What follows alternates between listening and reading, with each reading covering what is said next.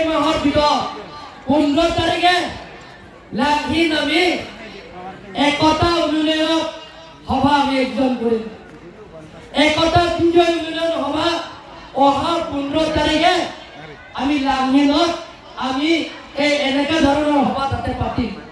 সেইদিনা chief মিনিষ্টাৰে ration card বিনামূলীয়া ration card দিব। আমিও দেওপানী সভাপতি যিমানখিনি ৰেচন কাৰ্ড নথকা মানুহবিলাকক সকলোকে ৰেচন কাৰ্ড সেইদিনা আপোনালোকক দিম বুলি মই প্ৰতিশ্ৰুতি দিছোঁ। ৰেচন কাৰ্ড দিয়াৰ লগে লগে আপোনালোকক যিবিলাক আপোনালোকে ট্ৰিটমেণ্টৰ কাৰণে টকা পইচা অভাৱ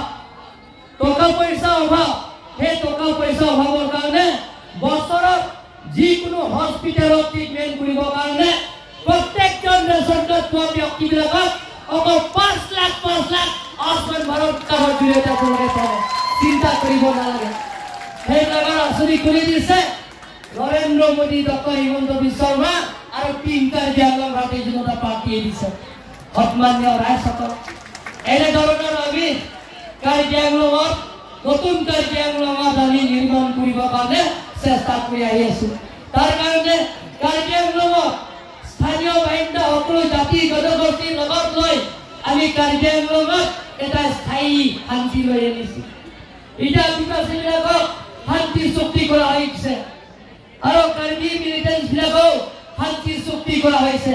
শান্তি চুক্তি হোৱাৰ লগে লগে সকলো জাতি জনগোষ্ঠীৰ লগত আমি যাতে একেলগে থাকি একে মঞ্চ যাতে আজি অথনি বুঢ়ীও গাইছে, অলপ পিছত আদিবাসীবিলাকক ডুম্বা গাব, অলপ পিছতে আকৌ কাৰ্বিবিলাকক চৌকিৰুং গাব, অলপ পিছতে আৰু ৰেংমা নাগাবিলাকক গান গাব। ইয়াতে মাণ্ডাই স্পিকিংবিলাকক এতিয়া গান গাব। গোটেই সকলো জাতি জনগোষ্ঠী আমি একেলগে একে মঞ্চতে আছে, হয়নে নহয়? এতিয়া অসমত ভাৰতৰ ভিতৰত আটাইতকৈ শান্তি জিলা হিচাপে আমি স্বীকৃতি দিব লাগিব কাৰ্বি আংলঙক। এইটো সকলো সহায় ইচ্ছা কৰাৰ কাৰণে জয়মানলিয়াটো itu handbrake tayo lagi. Handbrake lo metigil itong tele nani. Handbrake lo metigil itong sam nani. Lapen handbrake lo metigil itong nani. Sita handbrake lo me ako sita mele to. School building penceng lo, hospital penceng lo, tower penceng lo. Akape sayang nele to. Claim for bom lagi. Handbrake lo me ako ta mele to. Ake joy pensang kilo. Awal saya tadi tu lo ngai dono itu. Handbrake lo me ako ta mele to. Jadi tu Osman Maharana Kapil saya kata awal saya. La kau project ni kan bang langsung